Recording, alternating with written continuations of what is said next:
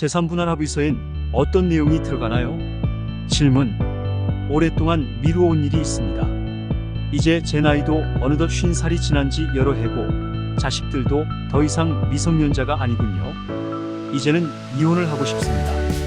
50이면 지천명이라 해서 하늘의 뜻을 알게 되는 나이라 하던데 하늘의 뜻은 고사하고 제 삶의 의미조차 찾기 힘들군요.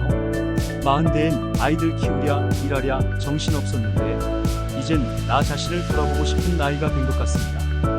그동안 아내에 대한 불만이 많았으나 나름 참아내며 바깥 일에 공을 들였는데 아이들이 떠나간 집엔 더 이상 들어가고 싶지가 않네요. 합의 이혼을 하려면 재산분할합의서를 작성해야 한다고 하던데 어떤 내용이 들어가야 하는지요? 한글로 써도 좋은지요? 한미법률사무소 빅터리 변호사 답변. 버지니아 법 기준입니다. 정보용입니다. 법적 조언은 아닙니다. 합의 이혼이라고 말씀을 하시니 질문하신 분의 부인께서도 나름 이혼에 대한 각오가 있다는 가정을 하고 답변을 드리겠습니다. 이혼을 하게 되면 돈과 관련된 3가지 문제가 불거져 나옵니다. 재산분할, 배우자 보조금, 양육비가 그 3가지인데 그나마 미성년 자녀가 없으시니 양육비 문제는 다루지 않아도 되겠군요.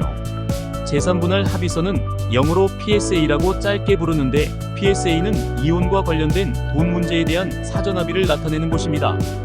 PSA가 없다면 돈 문제를 일일이 법원에서 다뤄야 하는데 그런 경우 법원의 시간과 자원을 필요로 하고 이혼 당사자도 쓸데없이 시간과 돈이 들어가는 그런 비효율적인 상황이 일어날 수 있습니다.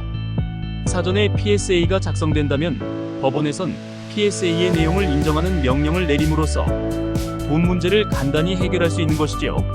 재산 분할은 부부가 가지고 있는 재산을 어떻게 나눌 것인가를 다루는 내용인데 통상 모든 재산은 반반씩 나누어 갖는 것이 올바른 해법입니다. 여기엔 은퇴연금 및 저축형 생명보험도 포함됩니다. 배우자 보조금은 돈을 많이 버는 사람이 그렇지 못한 사람에게 지불하게 되는데 계산 방법은 약간 복잡합니다만 대략적으로 각자의 수입 중 3분의 1을 서로 준다고 생각하면 됩니다.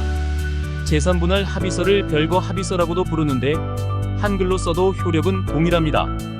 다만 법원에서 제대로 활용되기 위해선 번역을 해야만 하는데 가능하면 처음부터 영어로 작성하는 것이 좋을 듯합니다.